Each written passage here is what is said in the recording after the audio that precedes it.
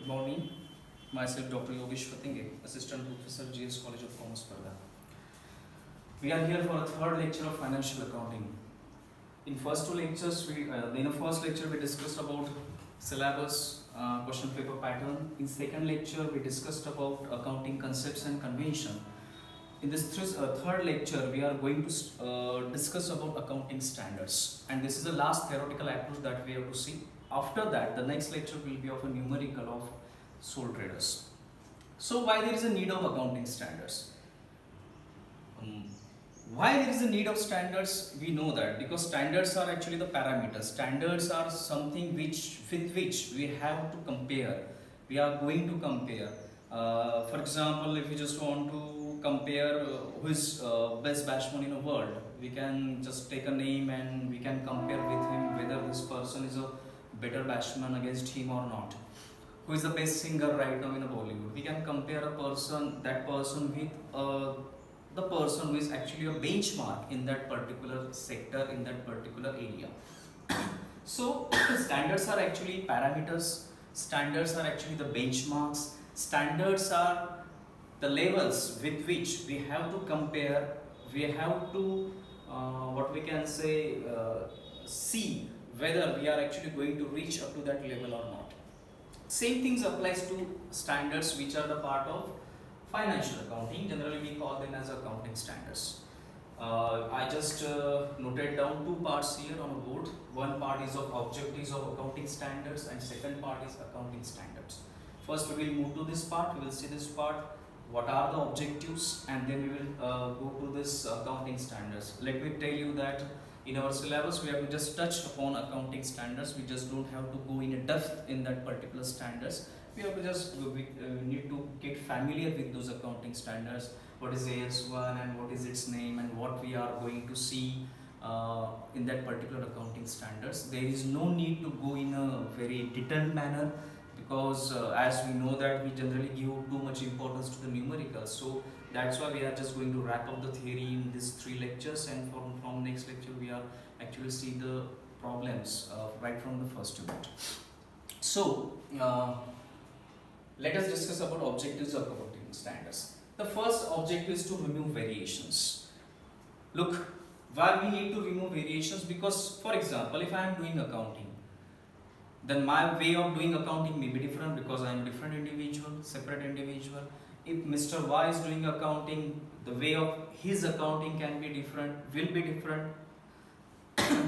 Way of maintaining records will be different, way of preparing different financial statements will be different. So there will be the variations. So when there will be a comparison between my financial statement and his financial statements, and if you want to compare the things, and if those two financial statements are not on a particular ground, then how you are going to compare the things? That is also one thing. So when you want to do the comparison, the first and the most important thing is that they should stand on the same ground. So when they will stand on the same ground, then there will be a comparison. Otherwise, you can't compare the things. Means you can compare a person playing cricket with a person playing cricket. You can compare a person doing batting and is a batsman, and again and with the person who is actually a batsman. You cannot compare the person who is actually a batsman and the person who is a bowler. So just have to compare the things which have the same levels, same properties, same specifications. So the first objective is to remove the variations, because if everyone is doing a same style of accounting, everyone is preparing the same accounting statements, same way, if everyone is maintaining the same records in the same style, then we can say that the variations can be removed easily. So the first objective, and which is very most important objective of accounting standard, is that you have to remove the variations. That is possible with the help of accounting standards. So this is the first one. Second, to bring the standardization. So when we are saying that we have to remove the variations, why we have to remove the variations? Because we have to raise the standards. We have to set up the standards. Look, this is our standard. We are following this standard and we have to maintain our financial statements as per this standard. We have set up this level. Means if you want to compare us, this is our level. You have to compare against that particular standard, against that particular level. So there will be a standardization, and standardization nowadays is very important because if you just want to compare the things, compare the services, compare the products, then the standardization is very necessary. Why there is a need of standardization? Because there is immense competition, everything has to be perfect, everything has to be fine, everything has to be crystal clear. So with the help of accounting standards, that standardization comes in accounting standards. So the second objective is to bring the standardization. The third is to minimize the frauds and errors. As we all know that there are a lot of what we can say the events in the history of our nation that a lot of frauds, lot of errors, lot of what we can say misbehavings are there in preparing accounting records. A lot of names are there. We cannot take a name in this public domain, but a lot of names are there which have actually the part of this thing. They mishandled the balance sheet, they mishandled the profit and loss account, they actually displayed more profit, minimizing the losses, or cutting down the expenses, and they just increase the profit, and then after they try to make profit to their own shareholders and to their own family, which are the promoter of their particular company. So when you are following the accounting standards, the frauds and errors can be minimized, because what we are doing, we are actually following the standards, we are actually following whether it is properly maintained or not. So when you are actually working on that ground, working on that particular level, it means that your frauds and errors are going to be minimized. So the third objective is to minimize the frauds and errors. Why there is a need actually, this is a need of accounting standards. So when we are going to discuss, these are the accounting standards, AS1 to AS10, that's a part of our syllabus. There are a lot of accounting standards more than that, but we have to see only 10 accounting standards. So why there is a need of to study these accounting standards? Because these are the objectives. These are the things, these are the possibilities, these are the merits, these are the benefits of accounting standards. That's why we have to approve the accounting standards. It provides the guidance, means in that particular situation what we have to do, what we don't have to do. The most important is what we don't have to do, because everything is going to do. Everything is just there to do something. Everything is there to just, he wants to do something in that particular statement, in that particular area. The most important thing is that what you don't want to do, because that will restrict your scope, that will restrict the errors, that will restrict the frauds. So it provides the guidance to the, what we can say, the persons who are involved in preparing financial statements, that how they have to handle the particular situation, how they have to prepare that financial statement. That can be possible with the help of accounting standards. So it provides guidance to that person who is actually involved in preparing financial statements. Now what is the guidance? Guidance is actually what we have to do, what we don't have to do. We just have to follow the rules, we have to follow the regulations, we have to follow the benchmarking, we have to follow the standards, and after following those things, actually naturally the errors will get cut down, the frauds will get decreased, and there will be no possibility of that auditor is going to make some remark on that particular financial statement. So these are the things which are very necessary at the time of preparing financial statements.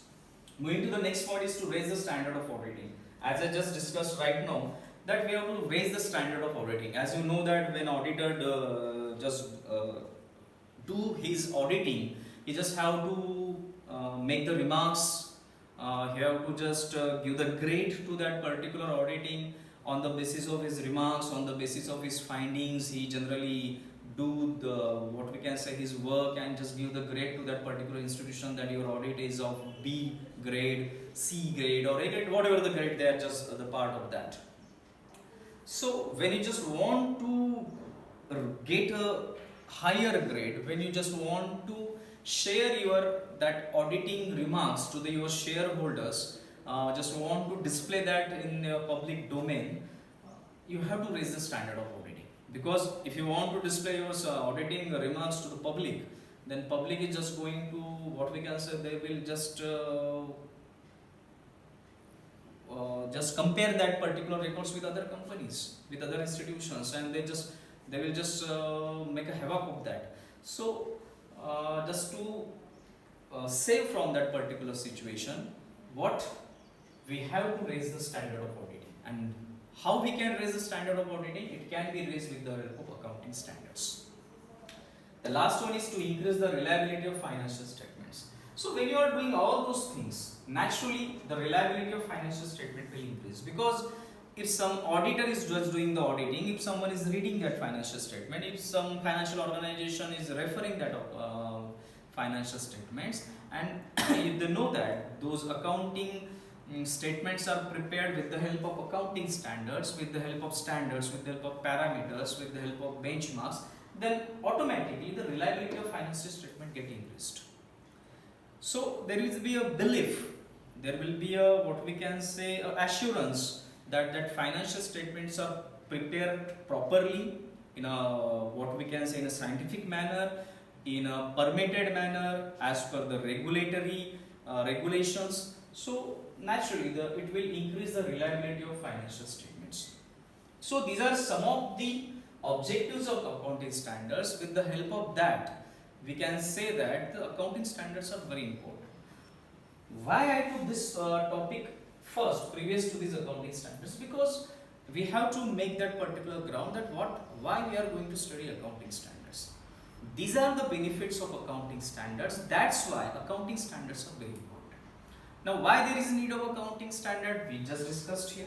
Now, what are the accounting standards? Actually, accounting standard is just the standards which are being prepared by Accounting Standard Board of ICAI, which is actually in what we can say, in coordination with IFRS. Government of India just gave this responsibility to ICAI. They have their separate accounting standard board. They already prepared the accounting standard. They modify the accounting standard as per the requirement. They omit something, they add something. This is actually a, what we can say, a regular procedure at their level. So just looking all those accounting standards, 10 accounting standards. Why we took 10 accounting standard here? Because I just discussed with you in first lecture that in our syllabus we have to see accounting standard number 1 to accounting standard number 10. So that's why I just wrote here the titles of those accounting standards ranging from AS1 to AS10. If you notice that I just make here this asterisk just before this, after this accounting standard 6, because as per the website of ICAI, they actually removed this depreciation accounting standard number 6, and they added that in this accounting for fixed assets in AS10. So AS6 is now the part of AS10. So if that you can see that update just referring the website of ICAI. So now we will discuss these accounting standards one by one. I already told you that we are just touching that accounting standard, what is there, what is actually just going to describe that accounting standard in just 1-2 lines, because that is a part of theoretical approach. The first one is disclosure of accounting policies, AS1. Accounting standard 1 tells us that we have to disclose our accounting policies. What are our accounting policies? How we are preparing the accounting statements? How we are keeping the accounting records? What are the procedures of keeping the accounting records? How the, what we can say, the evidences are being what we are kept. All those things are the part of accounting standard 1, because it is actually starting, and starting is, that's why that is accounting policies. Means if someone is, some institutes or financial institute or some company just want to prepare their financial statements, they should have their policy in place. What is their policy? This is actually a policy. This is a standard operating procedure. Nowadays we are actually talking about SOP. Means if government just give the permission to the transport, to the theatres, to the colleges, or whatever permission they are just doing the unlockdown, they generally issues standard operating procedure. Means you have to follow, if you want to open, you have to follow this procedure. So if you want to follow these all things, you should have your standard operating procedure. So what is standard operating procedure? How you have to behave, how you have to operate, how you have to work, all those things are being the part of disclosure of accounting policies in accounting standard 1. I hope you just imagine, you just understand that thing. Second is valuation of inventories. Uh, how the inventories are being valued, uh, what should be the cost, whether it should be the historical cost, whether it should be the marketing cost, how the depreciation effect will take place. That is a part of accounting standard 2. Means there will be different types of inventories. Some inventories will be the temporary inventories, some inventories will be the permanent inventories, some inventories will be the work in progress inventories. So what will be their valuation? Because if that inventory is being a ideal inventory, you can calculate that, but if that inventory is involved in work in progress, how just going to calculate its cost? Whether, and again I just discussed earlier, the historical cost, the market cost, which has to be mentioned in the financial statements. All those part is being discussed in valuation of inventories in accounting standard 2. Why that accounting standard number 2 is important? Because the valuation is actually always a problematic area. Means when you are actually doing a valuation, it takes a time.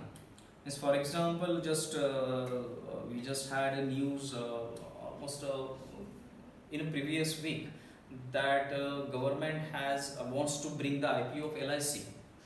But before bringing the IPO of LIC, initial public offer, they just want to list that LIC in stock exchanges, and that's why they just has to be the part of primary market, and they just want to sell the shares, and that's why they have to bring the IPO.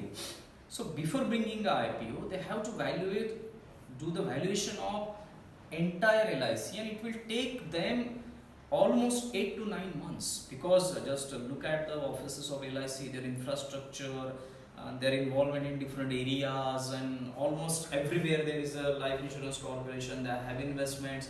So if you just want to bring the IPO of LIC, you have to do the valuation of the entire A to Z of LIC, and it will take that type of duration. I just mentioned 8 to 9 months. So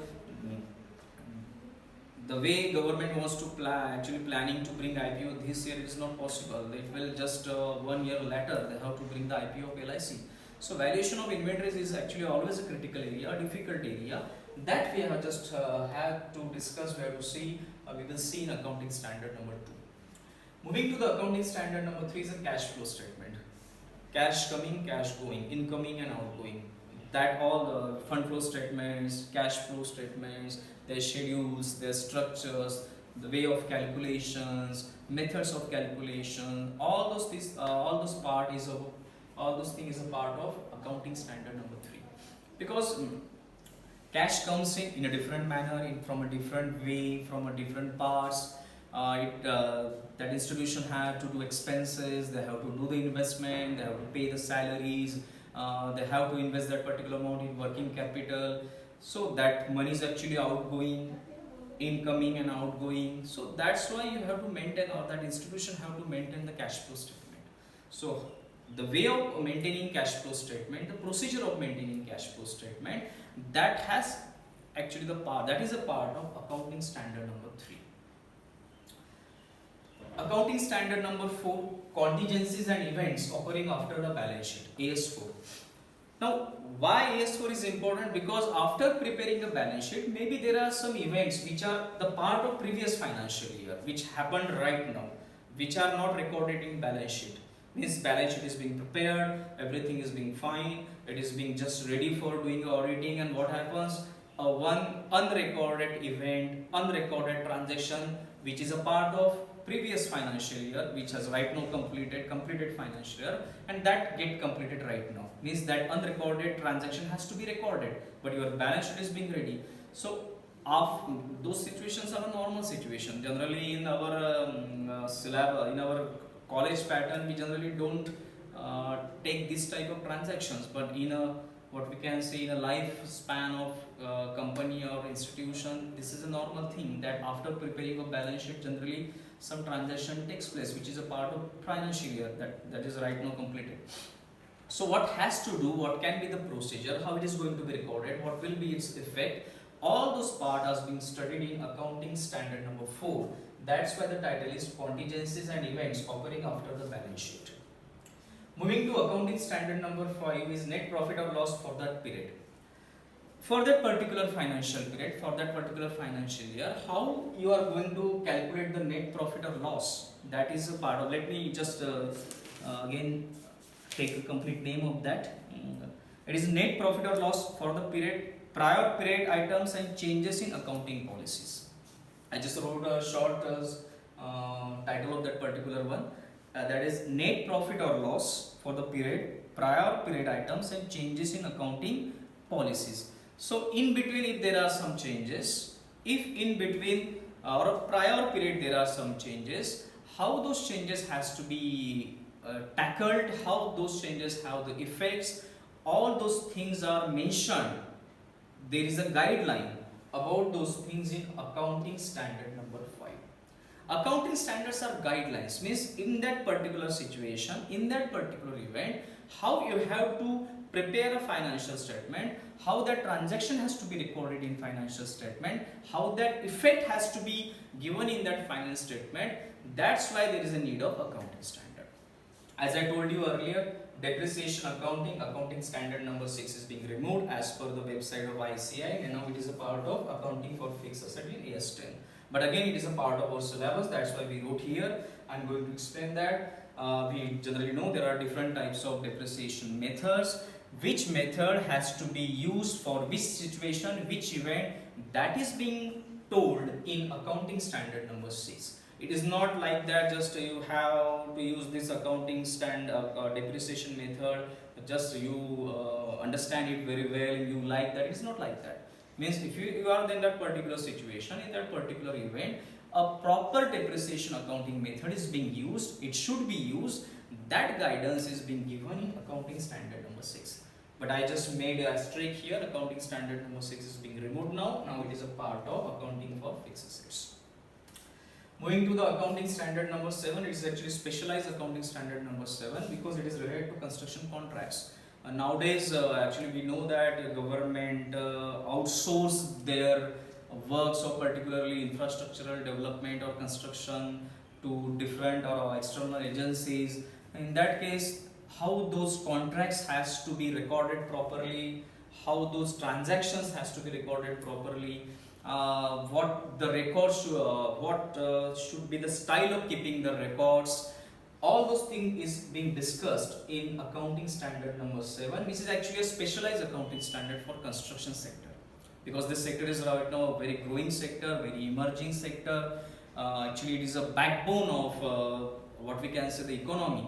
So they generally prepared a specialized accounting standard board of ICAI prepared a specialized accounting standard which is related to construction contracts. That is AS number 7. Changes in accounting estimates and error is accounting standard number 8. Let me just read that detailed name there. It is accounting policies, changes in accounting estimates and errors. Again, it is related to changes in accounting policies, changes in accounting estimates and errors. Generally, when we are preparing accounting statements, we have some estimates in our mind, we have some what we can say the future estimates in mind, future plans in mind, or in between during that accounting period, if something get changed, so how it should be recorded, what will be its effect, all those things is actually a part of accounting standard number 8. In accounting standard number 9, there is actually a revenue recognition. Means if revenue is coming from that particular area, that particular work, that particular transaction, how it should be recognized, what will be the actual revenue, what will be the expenses, how it should be recorded. Means if some financial, if that company is working in different areas, they have different domains, different what we can say the product manufacturation or availing the services. So revenue coming from these all directions, that should have to be recorded properly in that particular financial statements. So revenue recognition is also very important thing, because we just have to understand that it is a revenue of that particular institution. So whether that revenue has to be what we can say recorded properly or not, in particular head, in particular style, that thing is discussed in accounting standard number 9. And lastly, the accounting standard number 10 is accounting for fixed assets. Means there is a valuation of fixed assets, there is also the mention of depreciation accounting, how that fixed asset should be treated, what should be the method of depreciation, what should be the lifespan of that fixed asset. It is not like that it is a fixed asset, so it is going to be there for the entire lifespan of that particular institution. So all those guidelines is a part of accounting standard number 10. So all those things is from accounting standard 1 to accounting standard 10. In this particular lecture, I just told you earlier that we just have to touch this accounting standard not in a detailed manner, because that is not what we can say the demand of our syllabus.